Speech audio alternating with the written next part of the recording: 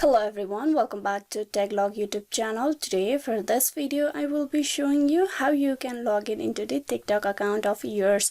So for that, first of all, you need to tap open the TikTok application. Once you have opened the TikTok, you need to tap on the profile icon on the bottom right. Tap that. This will get you into the login page of the TikTok. Now here you need to tap on login with the username, phone number / email. You can also log in with your Facebook, Google, Twitter, Instagram as well. Tap on the top option. Then here you need to provide your email address and the password of TikTok account.